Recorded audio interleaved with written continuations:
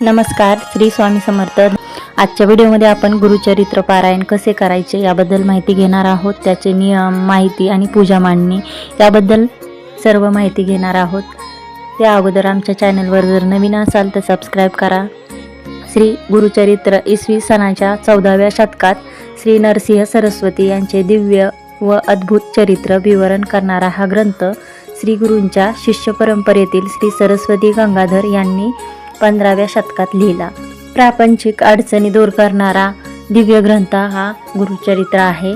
29 जुलै रोजी आपण गुरुपौर्णिमा साजरी करणार आहोत आणि म्हणूनच या सप्ताहामध्ये 22 जुलै ते 29 जुलै या दरम्यान श्री गुरुचरित्र पारायण केले जातात। आपल्या प्रापंचिक अडचणींचे, समस्यांचे निवारण करण्यासाठी तसेच सर्वात महत्त्वाचे गुरु दत्तात्रेयांची, स्वामी समर्थ महाराजांची कृपादृष्टी प्राप्त करण्यासाठी प्रत्येकाने गुरुचरित्र पारायण अवश्य करावे। आपल्यापैकी बऱ्याच जणांनी हे पारायण केले असेल, परंतु काही सेवेकरी आपल्याला नव्याने जोडलेले आहेत। त्यांच्यासाठी म्हणूनच सर्वांसाठी गुरुचरित्र पारायण कसे करावे, हे पारायण करत असताना कोणते साधे सोपे नियम पाळायचे आहेत, पारायणाची पूजा मांडणी कशी करायची आहे, पूजा कशी करावी, उद्यापन कसे करावे, वाचन कसे करावे, हे सर्व माहिती आपण आज बघणार आहोत। गुरुचरित्र पारायण ज्या घरामध्ये सुरू असतं त्या ठिकाणी पारायण ऐकण्यासाठी स्वतः दत्त महाराज येतात। दत्त दर्शनाची अनुभव आपल्याला आल्याशिवाय राहणार नाही। गुरुचरित्र पारायणाने नुसत्या मनोकामना पूर्ण होत नाहीत, तर दत्त दर्शनाचा साक्षात्कार देखील होतो। त्यामुळे गुरुचरित्र पारायण करताना खूप नियम पाळावे लागतात, अशी शंका, भीती मनात न ठेवता श्रद्धेने या दिव्य गुरुचरित्राचे पारायण करा। आपल्यापैकी ज्यांच्या मनात असा आला आहे की गुरुचरित्र पारायण करावे, नियम फार आहेत का, तुमच्या मनात आला आहे का असा प्रश्न, म्हणजे स्वतः दत्त महाराजांची, स्वामी महाराजांची इच्छा आहे की तुम्ही हे पारायण करावं। त्यामुळे मनात कुठलीही शंका, भीती न ठेवता आपण या सप्ताहामध्ये 22 जुलै ते 29 जुलै 2026 या दरम्यान ही पारायण सेवा गुरुचरित्र पारायण अवश्य करावे। तर गुरुचरित्र पारायणाचे काय नियम आहेत हे जाणून घेऊया। चला तर मग गुरुचरित्र पारायणाचे नियम काय आहेत हे जाणून घेऊया। गुरुचरित्र पारायण स्त्री किंवा पुरुष कोणीही करू शकतो। आपल्या मनात आलं आहे हे म्हणजे दत्त महाराजांची इच्छा आहे, म्हणूनच मनातील शंका, भीती काढून गुरुचरित्राचे पारायण आपण अवश्य करावे। रोज पारायण सुरू करताना आपलं कपाळ, दोन्ही बाहू, कंठ, हृदय, गुडघे या ठिकाणी भस्म लावायचं आहे। भस्म लावूनच आपण रोजचं वाचन सुरू करायचं आहे। भस्म लावल्यामुळे आपल्या शरीराची शुद्धी होते।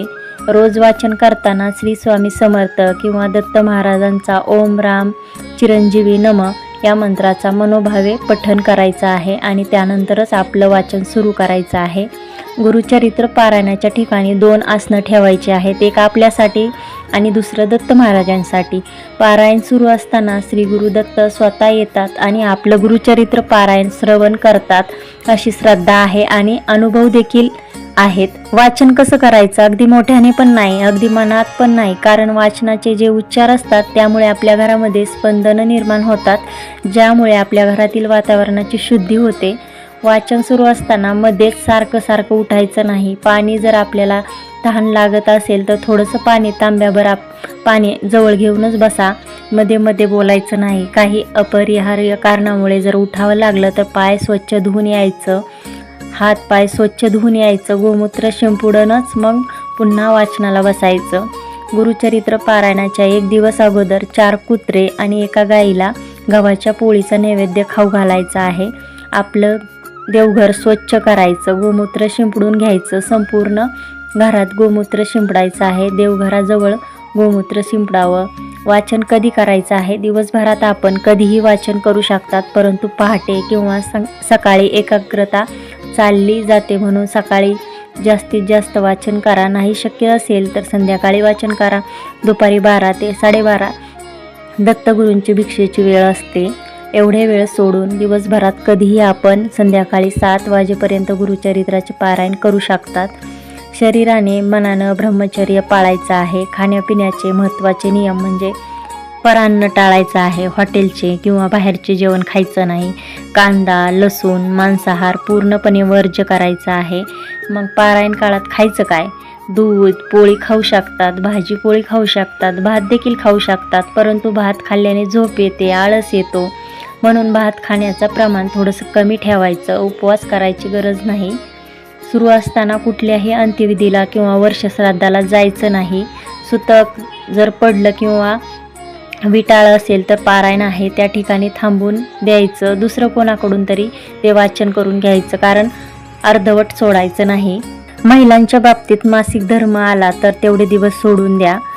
जरी आपलं वाचन गुरुपौर्णिमा होऊन गेल्यावर संपलं तरी चालेल, परंतु पारायण पूर्ण करायचंच.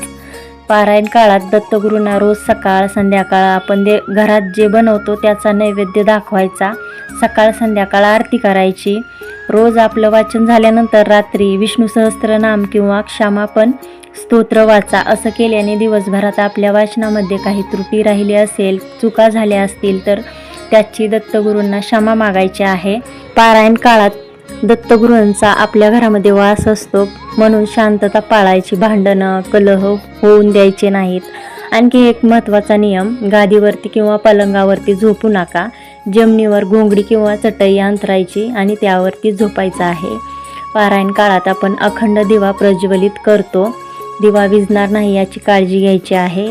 अनावधानाने विझलास तर दत्तगुरूंची क्षमा मागायची आहे. पुन्हा प्रज्वलित करायचं आहे.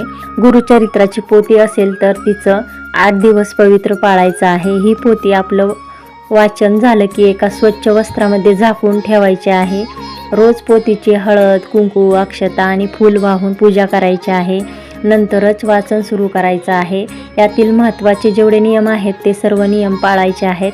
शुद्ध भाव ठेवायचा आहे, श्रद्धा ठेवायची आहे.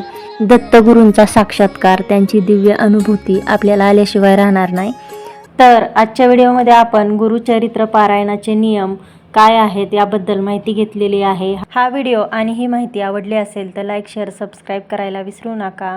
धन्यवाद. श्री स्वामी समर्थ.